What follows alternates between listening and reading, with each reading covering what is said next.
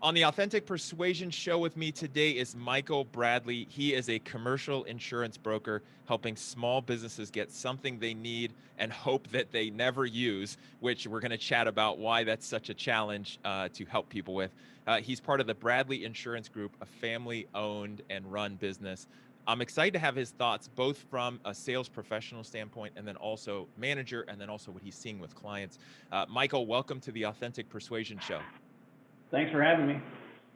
So, like I said, you are part of a family-run business, and you have been there for quite some time. Not just entering into the family business at this point.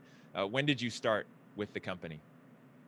July of 2016. Yeah. So just over 4 years now. Okay. And something your dad started, what, 1986? I think is what you told me. 1986, long time ago. I think I was 11 years old. So So most people are familiar with insurance. So I'm not going to get into the insurance and what you do commercial wise. Where I really wanted to chat about, which I thought was fascinating when we talked, is that you're selling something that people don't necessarily want and also hopefully never use. So talk to me about that kind of perspective where that shows up as a challenge in the, in the sales enrollment process. it's interesting, right? So at the end of the day, nobody likes the insurance guy. It's the bill that everybody hates, whether it's for your personal home and auto or possibly, for your business needs. And it can be an expensive line on the item sheet, right? But it's good for me in the fact that it's something that everybody needs. Um, and and from a sales perspective, you never want to sell based on price. Every sales expert will tell you if you're selling on price, you're going to lose, blah, blah, blah. And I agree with that 100%. But at the end of the day, what I'm selling does come down to price. A lot of times I go into situations where I can improve coverages and show gaps and absolutely show value in what we're doing. But at the end of the day, most people are concerned about price. So it's kind of a catch-22. You don't want to sell on price, but it's all about price. So it's definitely an interesting place to be. Well, and that does get into that discussion and that debate, right, where it comes down to price. Once it's about price, then it becomes a commodity, and then value is very subjective and can be hard to get somebody to realize. If they're focused on price, then what's the value? Then all of a sudden the value is the price and it's nothing beyond that. And Right. it's one of those things where if you have any experience with something like insurance, you can always find a cheaper insurance, but you may not always want that cheaper insurance, right? So it's it could be dangerous, if you will. Nobody knows that they need me until they need me. That's really the end of the day, and I joke with clients all the time. Nobody likes to see me. I'm just the insurance guy, and I'm going to tell you, here's what your rates are this year. But I am your best friend if and when you have a claim, and if and when you have a problem, and we can help negotiate that and make sure that you get made whole in case of a catastrophe. And so then we become your best friend. So, and anybody that's had an insurance claim understands that. Most of the people that I see, if you call somebody and say, hey, this is who we are, this is what we do, can we come quote your insurance? If they don't have a problem, they're not really too interested in seeing us. But if they have a problem, whether it be price wise, service wise, coverage wise, then they're happy to see you. And that part's nice. So if I'm in front of somebody, there's a reason why I'm there. It's not because they just want to spend an hour of their day getting to know Michael Bradley. That's not it. There's usually a problem, and the first part of my process is trying to identify what the problem is and why I'm actually sitting in that appointment. And the other part with this that then creates the challenge is that it's something literally everyone hopes they don't use, right? Because if they have to use it, then that means something bad happened. They like to have the insurance, right? The assurance that they're covered and can be made whole, but nobody wants to use it. And I know that becomes challenging for you at renewal time where it's like, hey, premiums are going up or we need to reassess what you have going on. I know for myself and my own, even just personal insurance, it's like, wait, why do I even need this? Like, I'm not using it. And so where does that show up in those periods? Well, it's different personal to commercial, right? So in your personal insurance, you have a lot of control on what you use, right? How well you maintain and take care of your house. How you decide you're going to drive your car on I-70 or on I-25. You still don't have control over how the people next to you are driving. You don't have control over how the guy next to you, whether or not the guy next to you has insurance or not. When you get to the commercial side of things, you have less control because now you have employees driving your vehicles. You have employees providing services sometimes in people's houses. So you have less and less controls on the commercial side. So on the commercial side, it's even more important to make sure that you're covered no matter what happens for things that you can't control. None of us can control on the personal or commercial side. We certainly can't control hail. We certainly can't control fire, which is a big thing going on right now in Colorado. Those things are catastrophic. But you also can't control, your employee and whether he's texting while he's driving. You can't control whether your employee and how he's treating other employees, whether he decides to not pay attention when he's going up the ladder and he slips and falls. There's a lot more things that you can't control commercially, and those are the things that people have to be aware of. Most people are, but there's a good amount of people who just look at it as, hey, I'm never going to use this. I have to have it because they tell me I have to have it by law, or the bank makes me have it. Yeah, and it's interesting too about that, the premise and the umbrella that you fall under, which is people don't want to have to use it.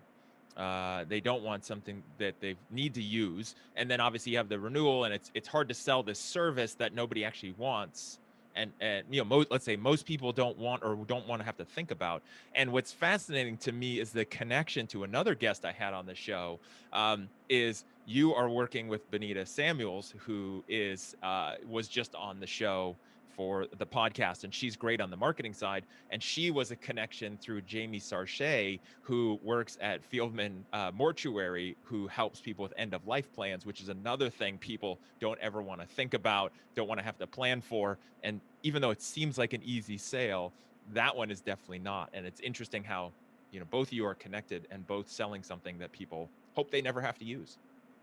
Well, and we don't necessarily sell into life plans, but we do sell a lot of life insurance, a lot of long-term care insurance, and that's something that everybody dreads talking about, right? And it's kind of a morbid conversation. You go to talk to somebody about life insurance, and it's I had a client just tell me just the other day, well, this isn't life insurance. It does nothing for me while I'm alive. This is death insurance. And it's going to take care of all these other people, but it's not going to take care of me.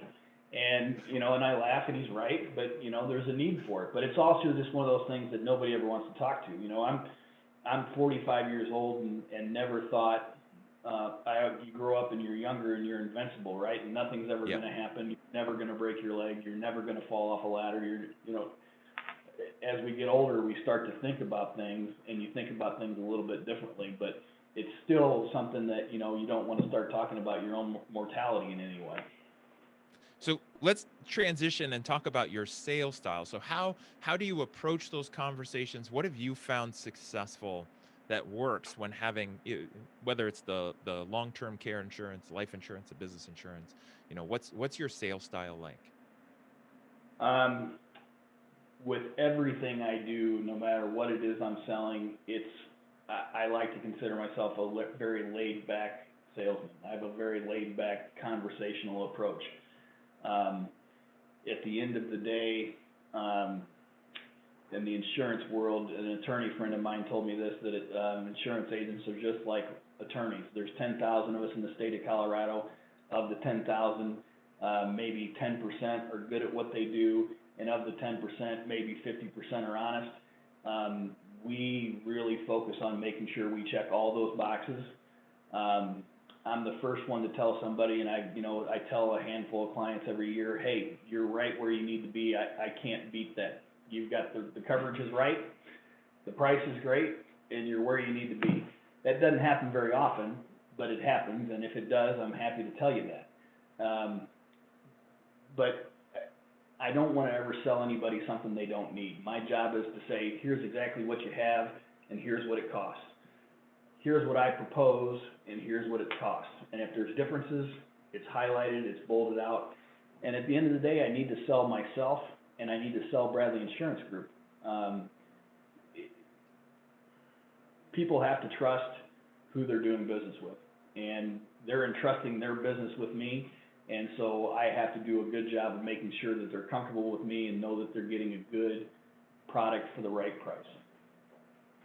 And I love the part where you started, which is it's either a good fit or it's not, right? For people listening, I think that's one of the deciding factors where somebody is selling like a professional with the goal of the other person in mind, is exactly what you said, which is if you can help them, great. If you can't help them, equally great, you'll let them know and not try to force it. I mean, that's what gives a lot of salespeople and probably those other insurance people you're talking about in the other buckets a bad name, is the ones where it's like, they're trying to talk people into something that might be the same or even worse of a package with their own incentive in mind.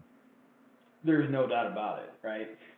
There was one client I remember specifically, he just told me up front, I hate the insurance guy. I hate it. I hate what you do. I'm sure you're a nice guy, but I just don't like you. I immediately showed up to our second appointment wearing my green plaid sport coat, trying to look like a traditional sales guy that, is just there, like Ned Myerson, the guy from Groundhog's Day. I tried to Yep. look as just, and I said, I wore this just for you. And, I got him to laugh a little bit at least. But at the end of the day, you have to be a good fit, on both sides. Not everybody's a good fit for us, and we're not a good fit for everybody, but we try to be. People have relationships, and it's all about relationship selling. It really is, because if I'm a good insurance agent and I walk into ABC Contractor and show them a proposal, another good insurance agent can walk in there and show them the exact same proposal with the right coverages and the right numbers. Then it needs to come down to what our relationship is, what my service is going to be after the sale. Can they get a hold of me? That's the important part. As long as you're doing everything correct, everything else will take care of itself. And that's so important for people listening, because sometimes what you're selling for people out there is a commodity. At the end of the day, there is comparable products out there or services that do exactly what you do. Now, there's very unique things, but a lot of times there's something comparable enough. And then it comes down to that relationship, which leads me into what do you think it means to be authentic? That's a terribly hard question. I don't know what I don't know what authentic is. I think it's different for everybody. I just go in and I can just be me. My grandfather had small business. My father had small business. I've worked for small business all my life, whether it's family or not. But my grandfather told my dad, if your word's no good, you're no good. And my dad told me the same thing, and that's authentic to me. And I've made mistakes. We've made mistakes at Bradley Insurance Group, but I've never lied to anybody. And that's the best definition of authentic I can come up with. I love it. That is perfect, especially because it is your definition, and I like how you put that in it. It rings true with what I think is important for people. One aspect of it. Where do you see persuasion fitting into your success? I don't. Maybe there is some there that I'm not aware of, and maybe I simplify things too much. At the end of the day, like I said, our proposals and the way we sell things, it's very black and white. You know exactly what it is you're paying for. I've gone in before, and somebody's paying $25,000 a year for insurance, and I go in and sell them something for $35,000 a year. It's not the same. I've improved coverages, but I'm going to explain to them why. And at the end of the day, they can say, yep, I want this, but check that box, I don't want that, and check that box, I don't want that. It's up to them. My job is to present to them so they understand what they're buying, right? Most people don't understand insurance. Most people don't know what the definition of general liability is and what it really covers. So that's my job, is to explain to them so they know it the best they can. And more often than not, you can explain it to them, they'll buy it, then you go next year for renewal and you go back out and you're going to explain it again, because at the end of the day, I'm the insurance guy. So they want to go be plumbers, go be electricians, and I'll call them when I need a plumber and electrician, because I don't want to do that stuff. They're calling me to trust me to handle the insurance stuff, and that's kind of the persuasion part of it, I guess. And I would say that when you really unpack your process, just hearing you talk about it and knowing you and chatting with you before, is you are using persuasion, but not in the way you might think persuasion is, which is either manipulating or talking someone into it or twisting arms, but more of like your whole process is built to persuade somebody to take the right action for them. And you're doing it in such a way where it's relational, and then it's the products, and it's giving them the choices, and then helping them make the right one and take some action. I guarantee there's persuasion in a positive way happening everywhere in your process, in a good way. And I see that, and you say persuasion and I say education. There we go. It's probably the same, right? Yep. I love it. I love it. And I know other salespeople who look at it the same way, right? They're educating as a part of their sales process, and they feel like as a professional, that's their job, is to educate and then help them move forward, especially with something like insurance where people don't know. Like you said, the next year you could talk to them, they still don't know, they don't remember, doesn't matter. What is one of the best traits, the most important traits, personality, mindset that you see of top salespeople out there, either on your team or in all your experiences? You know, at the end of the day, honesty is the number one thing. And I think that everybody can tell if somebody's honest or not. I think that that's the number one thing. And then, or maybe authenticity, like you said earlier, that's the big thing. I had a compliment from a client that said that I came in and I was one of the few salespeople that came in that felt like I wasn't trying to sell him something, and that's really good, right?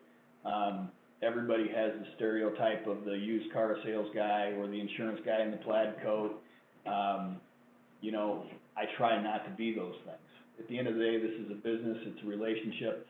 I'm looking at you as a client, you're looking at me as a service provider, and it's a trust building process, is what I think. And I agree. I think that's a great point. I mean, it is fascinating how there's this stereotypical salesperson when anybody says used car salesman, which is interesting because I've been saying this a lot on the podcast. That's not fair, because there's a lot of people in used car sales that are good. There's a lot of people I've got in insurance that are great car guys. Exactly, right? But what's interesting is that most people don't even have a bad experience with a used car salesperson, but it's something that's like handed down from generation to generation as like this stereotype, or what you see in TV or movies. And I think one of the keys to your point about being honest and authentic, one thing I tell people is, when in doubt, just do the opposite of what you think other salespeople are doing, right? Just do the opposite. Be you, do the opposite, and, come from a different place versus, like you said, you've got people, you walk in, they're like, you don't act like everyone else who walks in here. One of the best answers that you can give somebody, that's the most honest answer you can give somebody in any kind of sales presentation, is if they ask you a question and you don't know the answer, saying I don't know is an acceptable answer. Because you don't know everything. I'm pretty good in insurance. I don't know everything. I take education classes. I try to be up to date. But somebody could ask me a question and I don't know. But if you tell them honestly you don't know, and I'll get back to you and I'm going to find out the correct answer, that's a hell of a lot better than going to say something that is half true or just sounds like you made it up off the top of your head.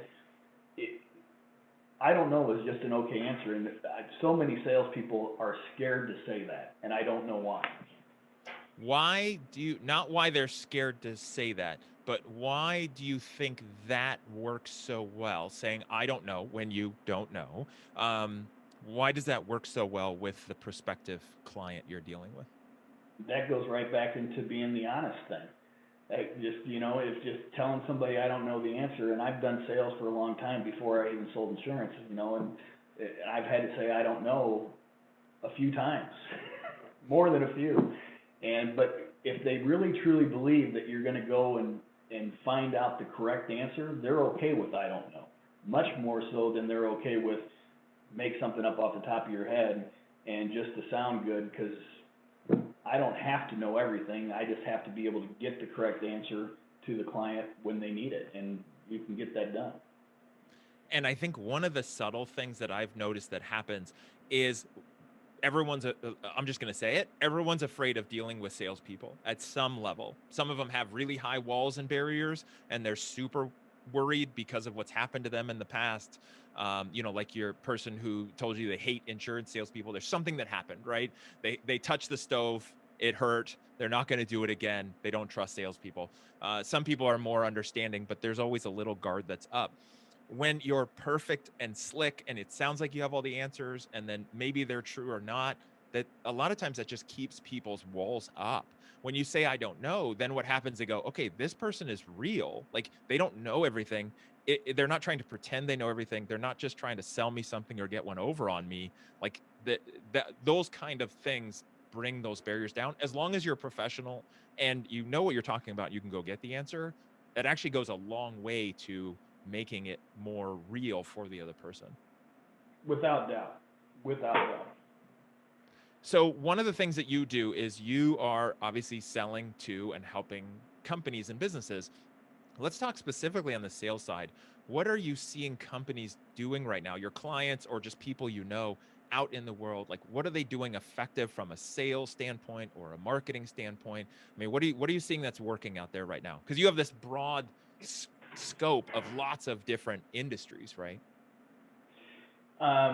It's interesting. I mean, in my world, you don't see a lot of advertising for commercial insurance. You don't see a lot of billboards. You don't see Facebook ads or insurance or LinkedIn ads. You just don't see it. It's almost, I don't know if it's taboo. Like, it used to be forever ago, attorneys never advertised, but now you see the Frank Azars of the world on TV all the time. So for us, it's been, we do, it's really word of mouth really works for us. Referral business really works for us. The old fashioned pick up the phone and cold call people, that works. Insurance is a law of averages, both on the insurance actuarial side, and however many phone calls I make in a month is how many appointments I make, which is how many sales I'll make. That still works. But we're branching out. We're starting to do some stuff on social media. We're doing some stuff on LinkedIn. We're doing some stuff on Facebook. Not so much advertising or, hey, come do business with me, but just putting it out there. This is who we are. This is what we do. It's changing so fast because as the generation ahead of me is selling their businesses to the generation below me, the younger generation, they want to do everything online. They want to do everything on LinkedIn and Zoom and things like that. So it's changing. I don't know that I'm a very good guy to ask that question on what works and what doesn't. What are you seeing though, also on your client side? Like, you're obviously seeing your clients, you have relationships with them, you're talking to them. What are they doing well these days, for their business, for their growth, for sales? Anything you're seeing in common? I think everybody is really taking advantage of the internet. On my client side, you see more and more Google ads for plumbers. You see that for HVAC people and the artisan contractor side of things. Restaurants are getting more and more out there. You're seeing more and more things on social media from restaurants and showing. I mean, I see on my Facebook feed, it says, here's what the lunch special is, with the picture of whatever the sandwich of the day is with the side and things like that. I think that's working for people. I'd love for somebody to tell me what's really working in the insurance world. We talk to other insurance agents and say, hey, what are you doing? And they're like, well, we're doing this. It doesn't work, but we're doing it. Um, but I think everybody's getting more and more digital, and you see that on a regular basis. And the ones that are, my clients, the ones that are doing it digitally, seem to be doing very well. And that makes total sense, and I can see that transition difficult. And obviously, and we talked about this a bit before, there's the generation before you selling to your generation or the next one down, and the next one down wanting to go mostly digital, mostly virtual, remote, especially in this time right now with a pandemic. And it's like, okay, that's just making it even more obvious. But then, where is that balance with something, let's say like insurance, or with, some of your customers, where, there is still this relationship, there's still this contact, and where's that balance for something, where, like you said early on, what you sell for some people is a commodity, right? It's dollars for dollars the same. It's going to go to relationships. If people go too heavy on the digital, are they losing the relationship side trying to do it, efficiently, let's say? You know, I don't know the answer to that. It's just all of that's coming up so fast and so new, and Yeah. and I'm still the guy that I'm old enough that I lean towards the older generation way of doing things. Is if I need to go buy a car, I'm gonna talk to somebody in my network and say, hey, where'd you buy your last car? Who sold you your last car? Did you have a good experience? I still do it off a referral basis. And I think there's still a lot of that going on, as far as people, if they need an electrician, they're gonna say, hey, who did your electrical work, or who did this? I think they go in their network and find it. Um, I don't know if I'm answering your questions very well or not. It's hard for me to answer them. No, and but I think that's great insight, because as I'm listening to you talk, one of the things that's interesting, and I don't point this out a lot or enough, is going back to what we talked about, where people just don't like salespeople, right? They don't want to deal with salespeople. And so Mhm. asking for referral is a way to buffer against just walking onto that car lot and just hoping you get somebody good, or calling a plumber out of the phone book and hoping, if they say it's $200, it's really $200 and not $50, and they're just ripping you off. And so the referral mitigates that risk of dealing with somebody. It does, right? And then, one of the things that bugs me most is that, people are going to Google or Yelp and trying to find star ratings and things like that as for referral business, which I get it, right? It's a nice tool to have. But most people that I know are not going to go leave a Google or Yelp review if they have a positive experience. They're Yeah. just not. Now, if they have a negative experience, they're going to get on there and they're going to blast everybody to, kingdom come because they had a negative experience. But then the guy who comes and fixes that, they're not going to go reward him with a real 5-star review saying, this guy fixed all my problems. I mean, it happens, but just not as often as it ought to. So it's really a weird time that we're living in that regard. And one thing I try to do in my own life, and this is a good tip for everybody listening, just something to think about, is I try to do to other people like I would want them to do to me as a business. And kind of golden rule ish, where like you said, most people are, I think it's like 20 or 25 times more likely to leave a negative review than a positive review, right? And so when somebody says, hey, can you give me a review, and it was a positive experience, I do my best to do that every single time, because I would want that same thing to happen to me, and I want to put that out there, and and hope that people do it. I've with my book that came out, I've been sending a lot to people. Go to the post office. Some people are really great. They do a survey now where you do it. I fill it out every time because it's a positive experience, and I want to share that, not just people angry at the post office all the time.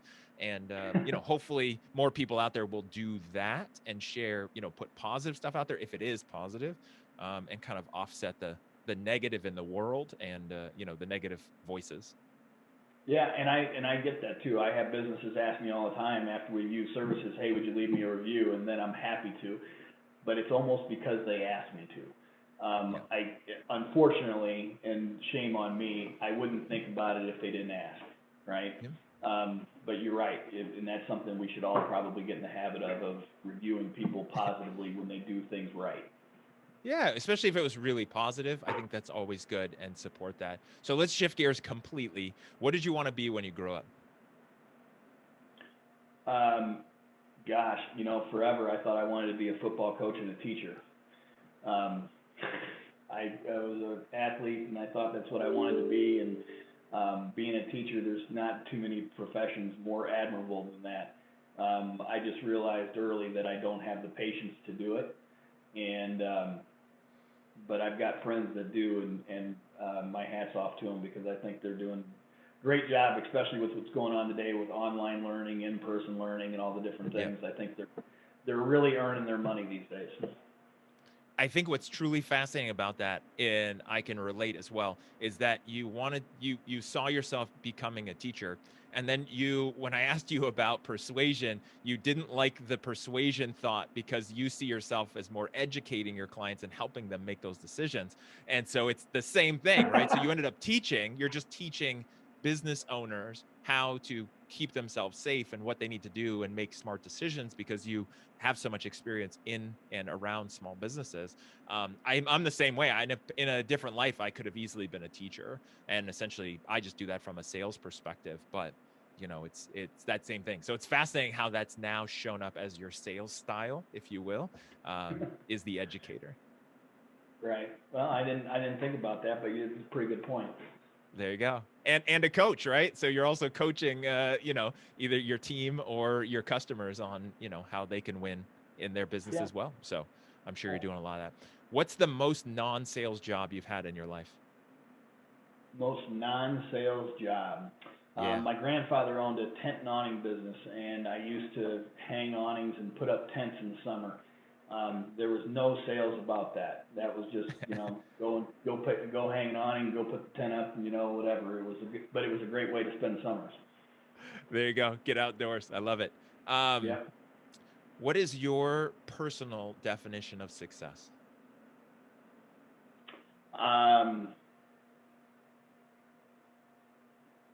No, that's difficult. And probably I should have been ready for that question, right? No, that's the point. Just whatever comes to you.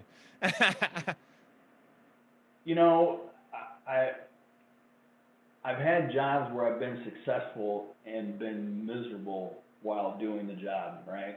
Yeah. Then I've had jobs where I've been successful and made money and been happy. And so I think there's a balance in there. I think you're successful if you're happy, and your work-life balance is where you want it to be, right? That's where I think the definition of success is, and that differs for everybody, right? And I know people that aren't happy unless they're working 65 hours a week, and other people that aren't happy if they're working at all. It just depends on the individual and what's important to you. But I think if your work-life balance and your family balance is happy, then that makes you successful. I love it. And last question, the journey or the destination?